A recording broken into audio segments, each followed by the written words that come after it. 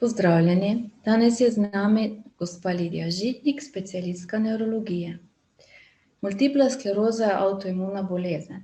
Pa me zanima, kako prehrambena dopolnila delujejo na imunski sistem, kako delujejo na odziv njega in potem tudi, kako deluje na samo potek bolezen.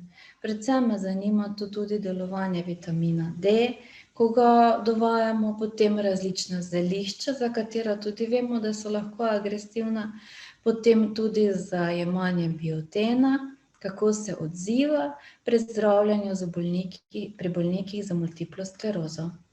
Ker gre tudi za imunološko bolezen, moramo biti previdni pri uživanju dopolnil, ki jih uporabljamo za izboljšano delovanje imunskega sistema, ker le-te lahko vpliva na delovanje našega imunskega sistema in s tem zmanjšujejo učinek zdravil za zdravljenje z multiplo sklerozo, ki s svojim imunomodulatornim delovanjem delujejo na naš imunski sistem, ali kot bi poenostavljeno rekli, blažijo preburen odgovor.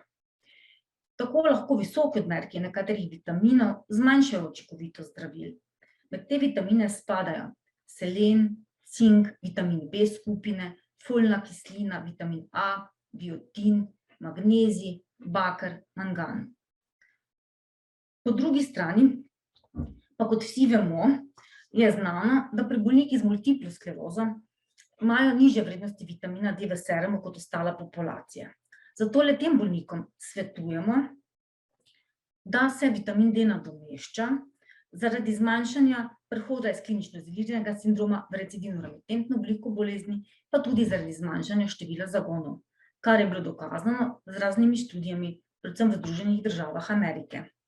V Združenih državah Amerike so opravljali tudi študijo, s katerim so ocenjevali, kako lahko minerali v prehranskih dopolnilih vplivajo na potek multiple skleroze.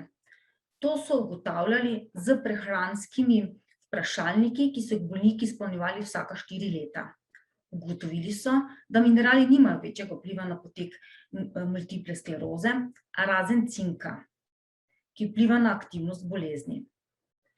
V nedavni študiji pa so opazovali vlogo biotina, ki sicer vitamin za lepe nohte in lase, pomeni pa tudi za nevrološke funkcije.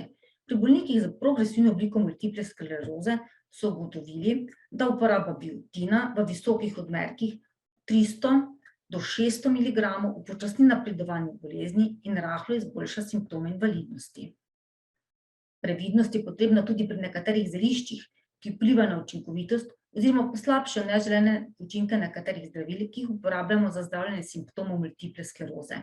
Kot je na primer baldrijan, ki poveča sedativni učinek, če jih jemljemo sočasno z apaurinom, lioresalom ali sirdaludom, ali pa šentjanževka, ki lahko vpliva na učinek tegretola, ki ga uporabljamo za zdravljenje nevropatskih bolečin ali nevralgij, pa tudi pomirjeval in antidepresivov.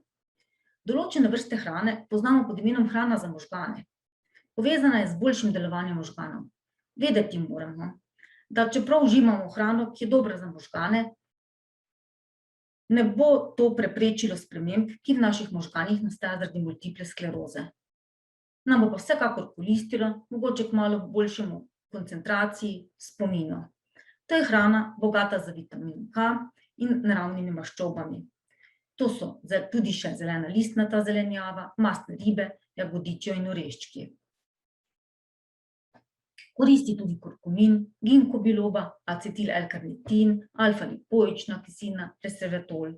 Vendar, kot sem že rekla na začetku, vse je treba jemati z le krajši čas in z veliko mero zmernosti, ne v previsokih odmerkih.